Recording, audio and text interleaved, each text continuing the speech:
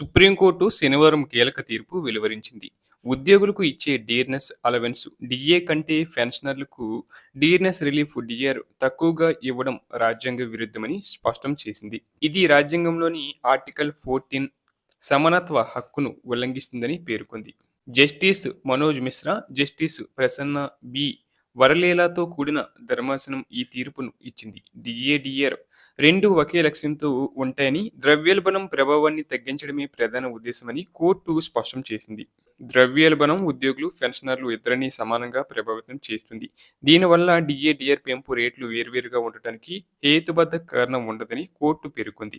ఒకే పరిస్థితిలో ఉన్న రెండు వర్గాలకు వేర్వేరు ప్రయోజనాలు ఇవ్వడం అన్యాయమని స్పష్టం చేసింది. ఈ వివాదం కేవలం కేరళ రాష్ట్ర రోడ్డు రవాణా సంస్థకు సంబంధించినది. సంస్థ ఉద్యోగులకు 14% డిఏ పెంపు ఇవ్వగా, పెన్షనర్లకు కేవలం 11% డిఆర్ మాత్రమే పెంచింది. దీనిపై పెన్షనర్లు అభ్యంతరం వ్యక్తం చేశారు. కేరళ హైకోర్టు పెన్షనర్లకు అనుకూలంగా తీర్పు ఇవ్వగా, కేరళ ప్రభుత్వం, కేఎస్ఆర్టీసీ సుప్రీంకోర్టును ఆశ్రయించాయి. కేరళ ప్రభుత్వం కోర్టులో ఉద్యోగులు, పెన్షనర్లు వేర్వేరు వర్గాలని వాదించింది.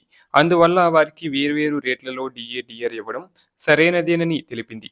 అదేవిధంగా ఆర్థిక పరిమితులు కారణంగా ఈ నిర్ణయం తీసుకున్నామని వివరించింది. కేఎస్ఆర్టీసీ కూడా తమ ఆర్థిక పరిస్థితి బలహీనంగా ఉందని, అందుకే పెన్షనర్లకు తక్కువ పెంపు ఇవ్వాల్సి వచ్చిందని చెప్పింది. ఇక పెన్షనర్లు మాత్రం డిఏ, డిఆర్ రెండూ ఒకే ప్రయోజనాన్ని కలిగి ఉన్నాయని చెప్పారు. ద్రవ్యోల్బణం ఇద్దరిని సమానంగా ప్రభావితం చేస్తుంది కాబట్టి వేర్వేరు రేట్లు అన్యాయమని వాదించారు.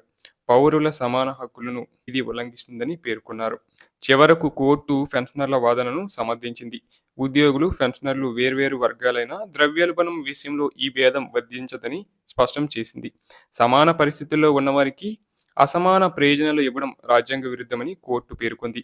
అదేవిధంగా ఆర్థిక సమస్యలు ఉన్న ఒక వర్గానికి తక్కువ ప్రయోజనం ఇవ్వడానికి అది సరైన కారణం కాదని కోర్టు పేర్కొంది. ప్రయోజనాలను ఆలస్యం చేయవచ్చు కానీ అసమానంగా ఇవ్వడం సమర్థించలేమని స్పష్టం చేసింది.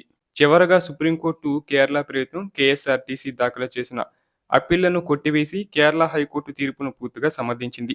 ఈ తీర్పు దేశవ్యాప్తంగా పెన్షనర్లకు ముఖ్యమైన ఉపశమనం కలిగించే నిర్ణయంగా భావిస్తున్నారు.